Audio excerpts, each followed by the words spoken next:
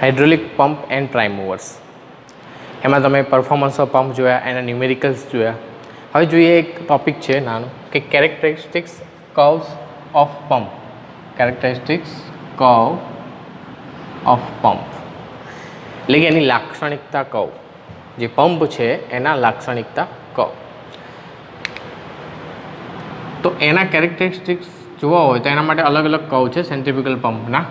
તો પરફોર્મન્સ તો તમે જોયું કે પરફોર્મન્સમાં તમે 3 વસ્તુ ધ્યાનમાં લેતા હતા: પંપની સ્પીડ, ડિસ્ચાર્જ, હેડ અને એફિશિયન્સી. એટલે તમારે કેટલો ડિસ્ચાર્જ જોઈએ છે, કેટલો હેડ જોઈએ છે, કેટલા એફિશિયન્સી જોઈએ છે, એના આધારે તમે પંપનું જે સિલેક્શન એ કરતા હતા.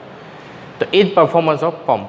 પણ એ જ પરફોર્મન્સ પંપને આપણે વધારે સારી રીતે સમજવા માટે આપણે અલગ અલગ પ્રેક્ટિકલ કરવામાં આવે. જો કે એક અલગ અલગ સેન્ટ્રીફ્યુગલ પંપ માટે અલગ અલગ ડિસ્ચાર્જ નોંધવામાં આવે, અલગ અલગ હેડ નોંધવામાં આવે, અલગ અલગ જે ઇમ્પેલર ફરે છે વચ્ચેનું જે રોટર છે એની સ્પીડ નોંધવામાં આવે, અને પછી અલગ અલગ ડાયાગ્રામ ડ્રો કરવામાં આવે. તો એ જે સંબંધ બતાવતા ડાયાગ્રામ છે એને characteristics curve of centrifugal pump કહેવામાં આવે છે. શું કહેવામાં આવે છે? Characteristics curves of centrifugal pump. તો એમાં જોઈએ તો જ્યારે આપણે પંપના અલગ અલગ એક્સપેરિમેન્ટ લઈ, સ્પીડ એટલે જે ઇમ્પેલર જે ફરે છે વચ્ચે, જે સેન્ટ્રીફ્યુગલ પંપની વાત કરીએ તો વચ્ચે જે ઇમ્પેલર છે એ ફરે છે એની સ્પીડ અને ડિસ્ચાર્જ, એ બંનેનો જ્યારે ડાયાગ્રામ ડ્રો કરવામાં આવે ત્યારે આકૃતિમાં દર્શાવ્યા પ્રમાણે સીધી રેખા મળે છે. એટલે કે જેમ સ્પીડ વધારવામાં આવશે એમ ડિસ્ચાર્જ શું થશે? વધશે. જો જેમ સ્પીડ વધારવામાં આવે એમ ડિસ્ચાર્જમાં શું થાય છે? વધારો થાય છે. તો એ એનો કેરેક્ટરિસ્ટિક કર્વ થયો, ડિસ્ચાર્જ વર્સિસ સ્પીડનો. ખ્યાલ આવે છે? એ જ રીતે પાવર વર્સિસ સ્પીડમાં જોવામાં આવ્યું. તો સ્પીડ અને પાવર એનો જે ડાયાગ્રામ ડ્રો કરવામાં આવે, પાવર એટલે જે આપણે પાવર યુઝ કરીએ છીએ આપણને ખબર છે, આપણે ન્યુમેરિકલ્સમાં જોયું કે સેન્ટ્રીફ્યુગલ પંપના પાવરનું જે ફોર્મ્યુલા હતું રોજી QH વાળું, એ જ ફોર્મ્યુલા આમાં લાગુ પડશે નીચે એફિશિયન્સી વાળું. બરાબર છે? એટલે એ પાવર વર્સિસ સ્પીડ એટલે કે ઇમ્પેલર જે ફરે છે એ સ્પીડ અને જે પાવર યુઝ કરે છે, બરાબર છે, આપણને ખબર છે એનો જે પાવરનું ફોર્મ્યુલા છે એમાં હેડ અને ડિસ્ચાર્જ બંનેનું કેલ્ક્યુલેટ થશે. બરાબર? એના આધારે જો પાવર સ્પીડ વર્સિસ પાવરનું જોવામાં આવે તો સ્પીડ જેમ ધીમે ધીમે વધે છે એમ પાવર એક કર્વ ફોર્મમાં શું થાય છે? એમાં વધારો થાય છે.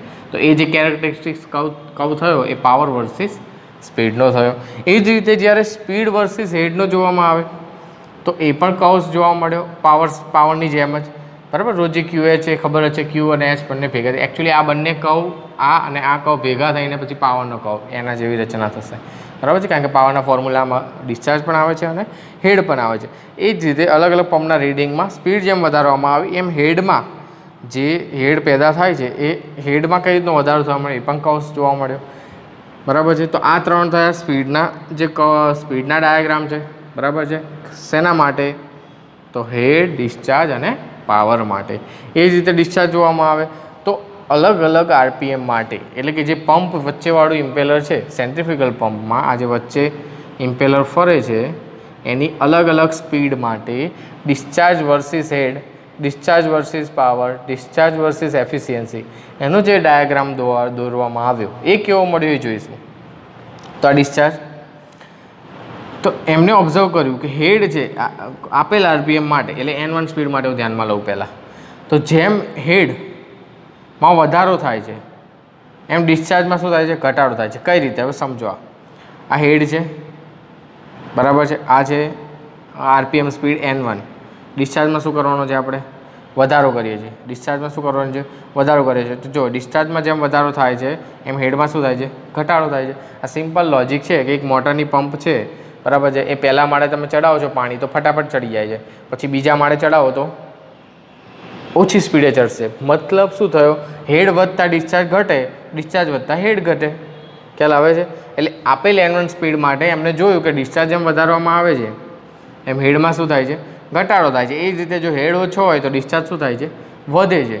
તો એવી રીતે N1, N2 અને N3, N4 ગમે તેટલા હોઈ શકે છે, N4 પણ હોઈ શકે છે. એ ત્રણેય RPM માટે હેડ વર્સિસ ડિસ્ચાર્જનો ડાયાગ્રામ આ ટાઈપનો જોવા મળ્યો. ફરીથી એકવાર કહી દઉં, આ જે ડાયાગ્રામ છે અલગ અલગ રીડિંગ લઈને અલગ અલગ પંપ માટેથી પછી ડ્રો કરવામાં આવેલા છે, એટલે તમારે યાદ જ રાખવાના છે. ખ્યાલ આવે છે? એટલે પંપના કેરેક્ટરિસ્ટિક્સ ડાયાગ્રામ આપણે શું કરવાના છે? યાદ રાખવાના છે. એટલે ડિસ્ચાર્જ, હેડ, N1 સ્પીડ, N2 સ્પીડ અને N3 સ્પીડ. ઓકે, હવે એ જ રીતે જોવા જઈએ તો ડિસ્ચાર્જને પાવર જોવામાં આવ્યો તો પાવર ડિસ્ચાર્જ એમ વધે છે એમ પાવર પાવરની જરૂર શું પડવાની? વધારે પાવર હોય તો વધારે ડિસ્ચાર્જ થાય. એટલે જુઓ તમે એ ડાયાગ્રામ કેવું સીધી રેખામાં જોવા મળ્યો અને ડિસ્ચાર્જ વધારવા માટે પાવર પણ શું કરવું પડે છે? વધારવો પડે છે. તો પાવર વધારતા ડિસ્ચાર્જ પણ શું થાય છે? વધે છે. તો એ ડાયાગ્રામ થયો કેરેક્ટરિસ્ટિક્સ કહો. એફિશિયન્સી કહો જોવામાં આવે તો સ્ટાર્ટિંગમાં અમુક ડિસ્ચાર્જ સુધી ડિસ્ચાર્જ વધારતા એફિશિયન્સી વધે છે. પછી અમુક કરતાં વધારે ડિસ્ચાર્જ કરવામાં આવે તો એફિશિયન્સી શું થાય છે? ઘટે છે. એટલે અમુક ડિસ્ચાર્જ સુધી શું થાય છે? ડિસ્ચાર્જ સુધી પાવર એફિશિયન્સી વધે છે, પણ પછી જો ડિસ્ચાર્જ વધુ વધારવામાં આવે તો જે એફિશિયન્સી છે ઘટાડો થાય છે. બરાબર છે. હવે જ રીતે આપણે જોઈએ કે આ જે કેરેક્ટરિસ્ટિક્સ કહો અલગ અલગ કર્યા એનો યુઝ શું, એની એપ્લિકેશન શું. તો આપેલ પંપ તમે કોઈ ડિફાઇન કર્યો છે એ પંપમાં તમે એની એફિશિયન્સી ક્યારે મેક્સિમમ મેળવી શકશો? હવે ડિસ્ચાર્જ નક્કી કેવી રીતે કરશો? તો એની એફિશિયન્સી મેક્સિમમ હોય ત્યારે તો આ લાઈન દેખાય છે જે એ કઈ છે? મેક્સિમમ એફિશિયન્સીવાળી લાઈન.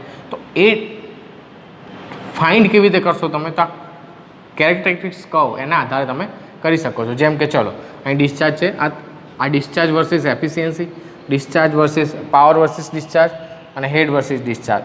ઇન શોર્ટ ડિસ્ચાર્જના હેડ, પાવર અને એફિશિયન્સી ત્રણેયના ગ્રાફને હું ભેગા કરું તો શું જોવા મળે?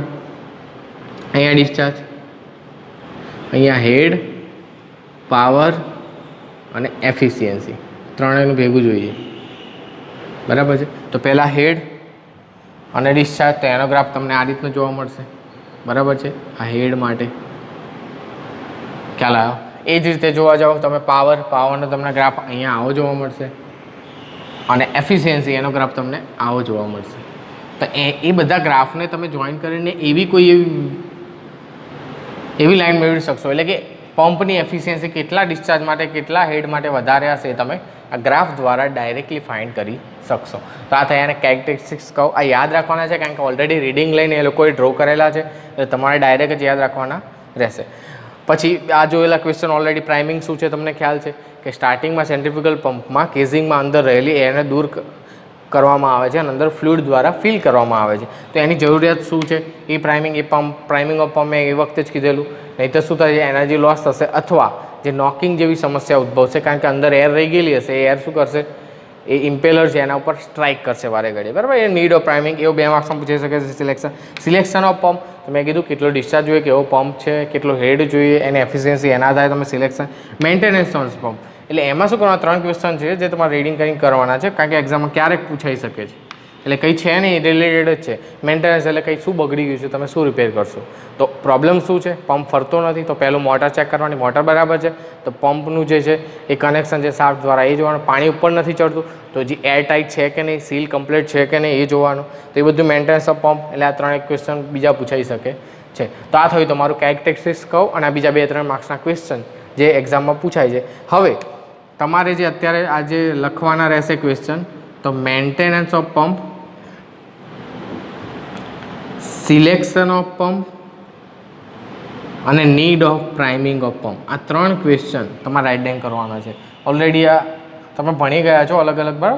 સેન્ટ્રીફ્યુગલ પંપ વખતે ભણ્યા હતા. સિલેક્શન ઓફ પંપ એટલે પરફોર્મન્સ ઓફ પંપ વખતે મેં કીધું હતું. મેન્ટેનન્સ એટલે તમારે બુકમાંથી લખી શકો છો તમારે. તો આ 3 ક્વેશ્ચન લખવાના છે. Need of priming of pump, selection of pump અને મેન્ટેનન્સ ઓફ પંપ. આ 3 ક્વેશ્ચન તમારે લખવાના રહેશે. બરાબર. લખીને સબમિટ કરાવવાના રહેશે.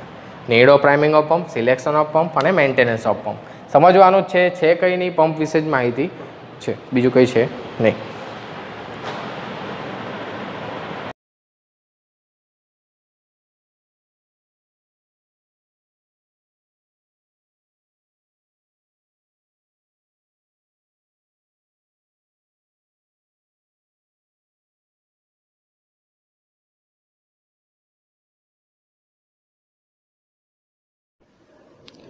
હાઇડ્રોલિક પમ્પ્સ એન્ડ પ્રાઇમ મૂવર્સમાં તમે અલગ ટાઈપ્સના પમ્પ્સ જોયા. સેન્ટ્રીફ્યુગલ પંપમાં જે કેઝિંગ અલગ ટાઈપ્સના આવે એના ઇમ્પેલર્સ, અને એમાં જોયું તો multi stage centrifugal pump. Multi stage એટલે એક કરતાં વધારે બે કે તેથી વધુ ઇમ્પેલર યુઝ થતા હોય. એમાં પણ સિરીઝ જોડાણ અને પેરેલલ જોડાણ એ બંને તમે જોયું. હવે આવો જ એક મલ્ટી સ્ટેજ પંપ છે જે છે સબમર્સિબલ પંપ. એના વિશે આપણે સ્ટડી કરીએ.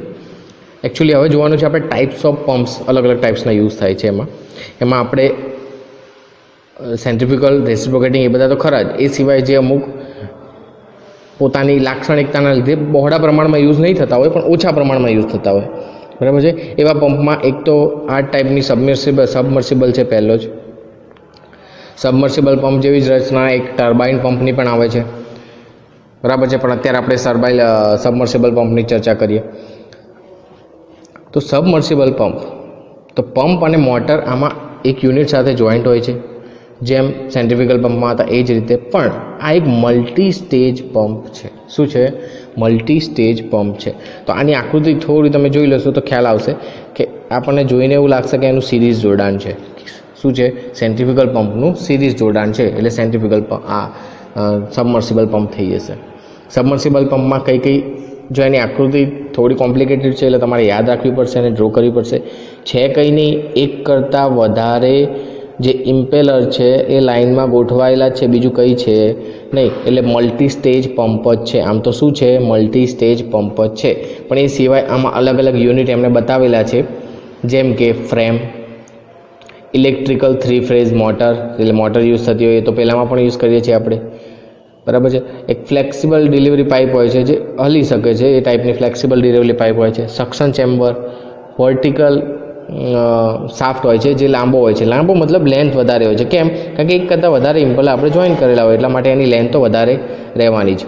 બેરિંગ, સ્ટફિંગ બોક્સ, કેબલ એ બધું થઈને અલગ અલગ યુઝ થાય છે. એ સિવાય આના મોટરના આધારે બે બીજા પ્રકાર પણ પડે છે, જેમ કે જો ડ્રાય મોટર યુઝ કરવામાં આવે તો dry motor type submersible pump, અને વેટ મોટર યુઝ કરવામાં આવે તો wet motor type submersible pump. ખ્યાલ આવે છે? એ સિવાય જો વર્ટિકલ તમે બીજા સબમર્સિબલ પંપમાં અલગ અલગ પ્રકાર છે, એમાં અલગ અલગ જો ઇમ્પેલર યુઝ કરવાના એ પ્રમાણે એનો વર્ટિકલ ટર્બાઇન પંપ આવે છે, બરાબર. ટોટલી સબમર્સિબલ પંપ આવે છે. એ પ્લેટફોર્મ પર ગોઠવેલ અલગ અલગ ટાઈપનો ઇન્જેક્ટર ટાઈપ આવે છે, બરાબર છે. એ dry motor type submersible pump મેં કીધું એમ. Wet motor type submersible pump એ અલગ અલગ સબમર્સિબલ પંપના એક પ્રકારો છે. સબમર્સિબલ પંપ એટલે બીજું કંઈ જ નહીં, મલ્ટી સ્ટેજ પંપ. જે તમે ઓલરેડી આનો આગળનો વિડીયો જોયો હોય તો ખ્યાલ છે તમને વોટ ઇઝ સબમર્સિબલ પંપના અલગ અલગ મલ્ટી સ્ટેજ પંપ છે સેન્ટ્રીફ્યુગલ પંપના, એ જ સબમર્સિબલ પંપ છે. હવે ડ્રાય મોટર ટાઈપ હોય તો એમાં કેવી રચના હોય છે કે પંપ અને મોટર એ બધા એર ચેમ્બર હોય છે. મતલબ પાણી છે એ પાઇપમાં દાખલ થાય છે, પાણી બહાર નીકળે છે, બરાબર છે.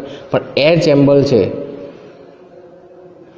એ ભાગમાં પાણી કોન્ટેક્ટમાં આવશે નહીં, બરાબર છે. એટલે એર ચેમ્બરમાં જમીન ઉપરની હવા વાતાવરણના મારફતે આપણે શું કરવાનું છે?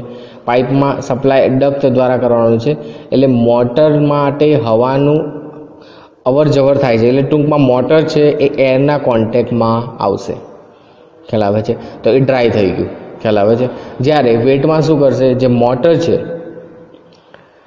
મોટર છે એની ડિઝાઇન એ પ્રમાણેની હોય છે, અથવા પંપની ડિઝાઇન એ પ્રમાણેની હોય છે કે જેથી જે મોટર છે એના નીચેના છેડો છે, એટલે કે નીચેનો ભાગ છે એ સક્શન પાઇપ જોઈન્ટ છે. આપણને ખ્યાલ છે સક્શનથી ડિલિવરી.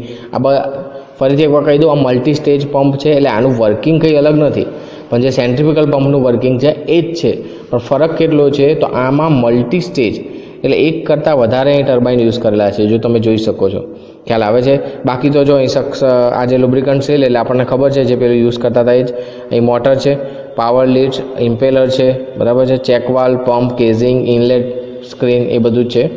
હવે અહીંથી જો વર્કિંગ કઈ રીતનું હોય છે કે નીચેથી જે ફ્લુઇડ છે, નીચેથી ફ્લુઇડ ક્યાં જશે? ઉપર. અહીંથી પંપ દ્વારા આપણને મળશે પાણી, બરાબર. એ રીતે છે આ સબમર્સિબલ પંપ છે.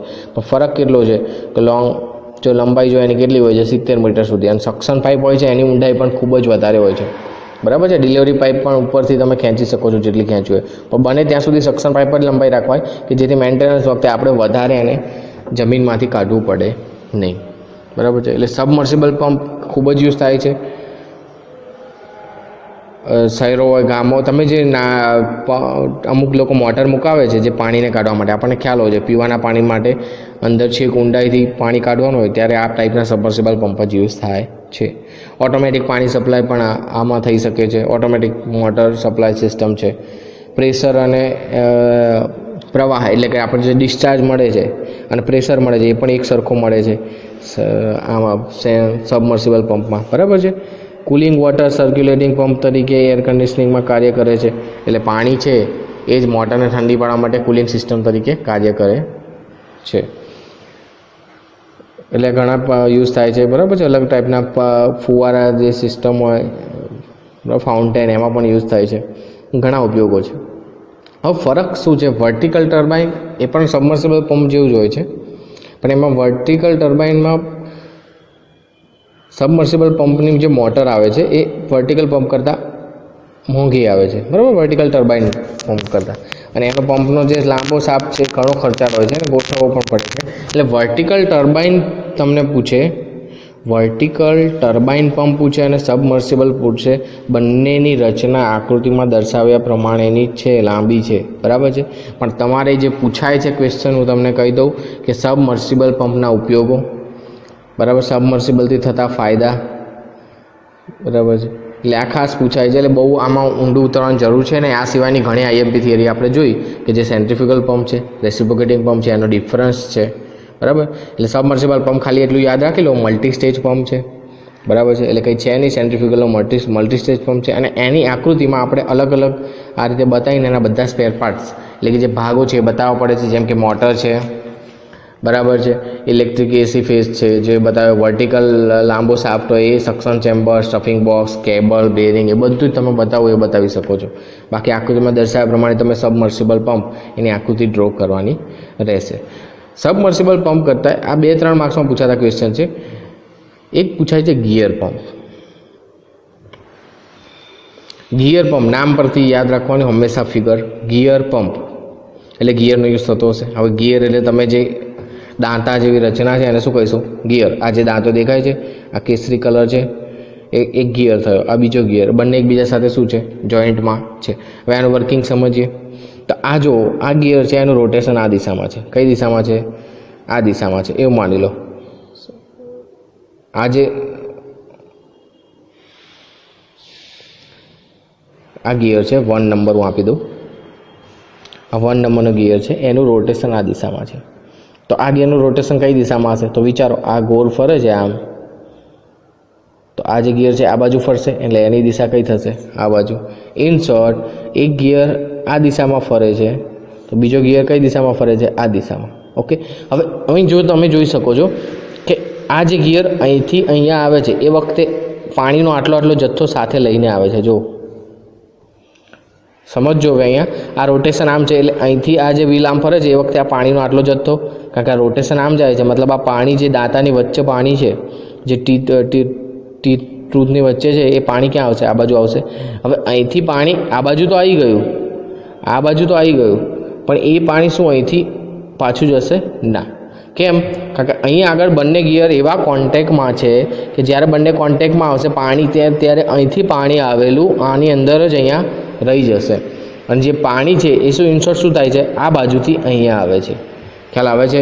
અને વચ્ચે ફરી ગિયર જ્યારે અહીંથી એન્ટર થશે ત્યારે એક ગિયર અહીંથી આના કોન્ટેક્ટમાં હોવાને લીધે અહીંથી કોઈ ફ્લુઇડ આ બાજુ લઈ જતો નથી, પણ જે ફ્લુઇડ છે એને આ બાજુથી એટલે કે ઉપરની સાઈડથી નીચેની સાઈડ લઈ જાય છે, પણ ફ્લુઇડને અહીંથી ઉપરની સાઈડ લઈ જતો નથી. તો આ રીતે સતત ગિયર જે છે ફરતો રહે તો આપણું ફ્લુઇડ છે એક દિશામાંથી બીજી દિશામાં જઈ શકે છે. ખ્યાલ આવ્યો?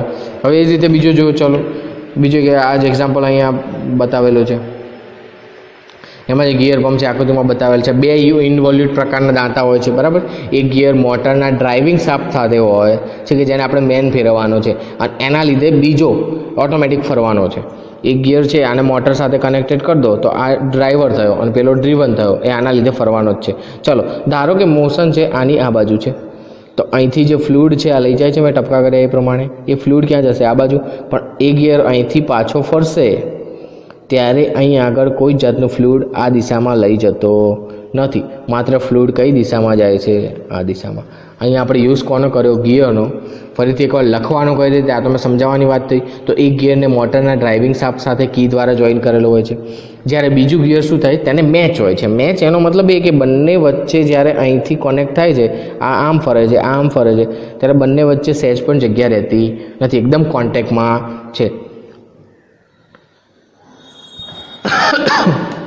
તો આપણે ફ્લુઇડને અહીંથી અહીંયા લઈ જઈએ છીએ, ખ્યાલ આવે છે? કારણ કે જેટલી વાર આ ગિયર અહીંથી આમ રોટેટ થતું હશે એટલી વાર અહીંથી ફ્લુઇડ ક્યાં લઈ જશે, આ દિશામાં, બરાબર છે. તો આ થયો ગિયર પંપ. એટલે બે આકૃતિમાં જોઈ શકો છો તમે, એક ડ્રાઇવિંગ શાફ્ટ છે, એની જોડે કી જોડે બીજો ગિયર મેચ થાય છે અને આઈડિયલી ફરતું રહે છે પહેલાંના આધારે. એટલે મોટર જો આની જોડે કનેક્ટેડ હોય તો આ એના વાદે ફરવાનું જ છે, બરાબર. દિશા બંનેની એ જ ટાઈપની રહેશે. એક એન્ટી ક્લોકવાઇઝ છે તો બીજો એક ક્લોકવાઇઝ છે તો એક એન્ટી ક્લોકવાઇઝ રહેશે, બરાબર. એ જોઈને ખ્યાલ આવી જશે, કારણ કે બંને મેચ કોન્ટેક્ટમાં છે એટલે એ દિશામાં જ ફરશે. એટલે આ જે ફ્લુઇડ છે એ અહીં ગિયર દ્વારા તમે અહીંથી મોકલી શકો છો. આના તમે વર્કિંગ વિડીયો યુટ્યુબ પર જોઈ શકો છો તો તમને વધારે માહિતી મળશે કે વોટ ઇઝ ગિયર પંપ. આ જ રીતના સ્ક્રૂ પંપ બી આવે છે, બરાબર. એ પૂછાય છે. ઇન્ટરનલ ગિયર પંપ જોવા જાઓ તો અહીં બતાવેલું છે ઇન્ટરનલ ગિયર પંપ. સેમ જેવું વર્કિંગ છે પણ થોડું અલગ છે. કઈ રીતે? તો જો અહીં આગળ કેવી રીતે કોન્ટેક્ટમાં છે, ઇન્ટરનલી. એટલે આ ગિયર ફરતો હશે, બરાબર છે. એ આ રોટેશનમાં થશે, અહીંથી ફ્લુઇડ લેતો જશે અને પછી પાછું અહીં ફ્લુઇડ છૂટું મૂકશે જે ઉપર જશે. સેમ જ છે પણ આમાં ઇન્ટરનલ ગિયર જે ટીથ છે, ઇન્ટરનલ ટીથનો યુઝ કર્યો છે એટલે ઇન્ટરનલ ગિયર થયું. અહીંથી ફ્લુઇડ એન્ટર થયું. હવે આ ફ્લુઇડ અહીંથી જવાનો, પણ અહીંથી તો બધું ફ્લુઇડ ક્યાં જશે, તો અહીં તો આવશે નહીં, અહીંથી પાછું તો આવશે નહીં. કેમ? કારણ કે અહીં મેચ કોન્ટેક્ટ છે, એકદમ જો એકદમ મેચ કોન્ટેક્ટ છે એટલે અહીંથી પાછું આવશે નહીં, એટલે ક્યાં થશે, ઉપરની સાઈડ. ખ્યાલ આવે છે? તો આ ઇન્ટરનલ ગિયર પંપ થાય. બીજો છે વેન ટાઈપ પંપ. તેની રચના તમે આકૃતિમાં જોઈ શકો છો કઈ રીતની છે વેન ટાઈપ રચના. એની વર્કિંગ ફિગર મેં બતાવેલી છે, ખૂબ સરસ રીતે માહિતી મળી શકે છે આપણને. તો વેન પંપમાં કેવું હોય છે, એક વેન યુઝ થાય, જેમ પહેલાંમાં ગિયર યુઝ કરતા હતા એ જ રીતે આમાં વેન યુઝ કરવાના છે. શું કરવાના છે? વેન યુઝ કરવાના છે. તો વેનની રચના આકૃતિમાં જોઈ શકો છો તમે. તો અહીંયા તમે આ જે જોઈ જ રહ્યા છો, આ અલગ અલગ ટાઈપ્સના વેન છે. એ કેવા છે? ફ્લેક્સિબલ છે. કેવા છે? આ દિશામાં કેવા છે? ફ્લેક્સિબલ છે. આ જે એક વેન છે તો એ ફ્લેક્સિબલ છે, એની લેન્થ છે એમાં ફ્લેક્સિબલ છે. તો જુઓ અમે તમે અહીં આગળ એક રોટર આપેલું છે, એ વેન પંપ આ ગોળ ગોળ ફેરવશે, એ તો તમને ખ્યાલ આવ્યો. હવે આ જે દાંતા છે તમે જોઈ શકો છો, આ જે દાંતા છે અલગ અલગ આપેલા છે એ કેવા છે? ફ્લેક્સિબલ છે. ઘડીક એની લેન્થ વધે છે, ઘડીક ઘટે છે. તો તમે અહીં જુઓ, જ્યારે વધે છે ત્યારે અહીંથી ફ્લુઇડ એન્ટર થાય છે. એટલે બે વેન છે એની વચ્ચે આવી ગયું, બે વેનની વચ્ચે આવી ગયું. ઓકે, હવે એ આગળ વધે છે. એ જે ફ્લેક્સિબલ વેન છે એની વચ્ચે ફ્લુઇડ આવી ગયું. હવે શું થશે? એ વેન બંને આગળ જશે. એટલે ફ્લુઇડ માટે જો તમે અહીં જુઓ છો તો બ્લુ કલર છે, અહીં આગળ તો બ્લુ કલર છે પાણીનો, પણ આગળ જતાં કેવો થઈ જાય છે? રેડ થઈ જાય છે. મતલબ એમાં દબાણમાં શું થાય છે? વધારો થાય છે. શું થાય છે? વધારો થાય છે. તો તમે અહીંથી ફ્લુઇડ એન્ટર થયું તો બે વેન વચ્ચે આવ્યું, ત્યાંથી દબાશે આપણને ખ્યાલ હોવો જોઈએ. તો એ દબાય છે, એ ફ્લુઇડ દબાય છે ત્યાંથી, બરાબર છે. એ દબાઈને અહીંથી શું થાય છે? કોમ્પ્રેસ થાય છે. શું થાય છે? કોમ્પ્રેસ થાય છે. એટલે કોમ્પ્રેસ થયું મતલબ દબાણ અનુભવ્યું, તો એ અહીંથી સતત અહીં સુધી દબાવતું રહેશે અને પછી અહીં આવીને ખુલ્લું પડી જશે. એટલે ઓટોમેટિક આપણી જે ડિલિવરી પાઇપમાં છે એમાં એન્ટર થઈ જશે. પાછું જશે ફરીથી, ત્યાંથી ફ્લુઇડ ફરીથી એન્ટર થશે, અહીંથી પાછું એન્ટર થશે. ખ્યાલ આવે છે? એટલે આ રીતે સતત ફ્લુઇડને કોમ્પ્રેસ કરીને વેન પંપ દ્વારા આપણે સક્શન પાઇપમાંથી ડિલિવરી પાઇપમાં લઈ શકાશે. તો એના માટેના જે તમારા નોમેનક્લેચર છે આ પ્રમાણે લખી શકો છો. ફ્લુઇડ એન્ટર્સ, બરાબર, સિલિન્ડર બ્લોક કે જે તમારે યુઝ કરવું હોય. પણ તમે જોઈ શકો છો એની રચના વર્કિંગ આકૃતિમાં વધારે સારી રીતે સમજી શકાય છે કે અહીંયા vane flow enter in a between vane, બરાબર, between vane then compress symmetrically and delivered here or feel very pressurise. જ્યાં રીતે આપણે ફ્લુઇડ છે એને પ્રેશરાઇઝ કરીને ડિલિવરી પાઇપ એટલે કે ડિલિવરી વાલ ઓપન રાખીને ડિલિવરી પાઇપ દ્વારા મેળવી શકીએ છીએ. તો આ રેડ કલર એના માટે જ બતાવે છે કે એનું પ્રેશર કેવું છે? વધારે છે, અને અહીંયા આગળ જે છે પ્રેશર કેવું છે? ઓછું છે. ખ્યાલ આવ્યો? તો આ થયો રોટરી વેન પંપ. અહીંયા આગળ હવે એવી રીતની રચના હોય છે કે અહીંથી ફ્લુઇડ એકબીજા વેનની એન્ટર ના થઈ શકે, એ ટાઈપની રચના હોય છે. એટલા માટે જ આ રીતની ક્લોઝ રચના રાખેલી છે કે જેથી બે વેનની વચ્ચે આવેલું ફ્લુઇડ એની દિશા કે લીક ના થાય, બરાબર. એના માટે કમ્પ્લીટ વ્યવસ્થા આ લોકોએ ગોઠવેલી જ હોય છે. તો આ થયો તમારો રોટરી વેન પંપ. તો આ રીતે પૂછાય છે ડિફરન્ટ ટાઈપ્સ ઓફ પંપ. તો એમાં તમે આ સ્ટડી કરી શકો છો.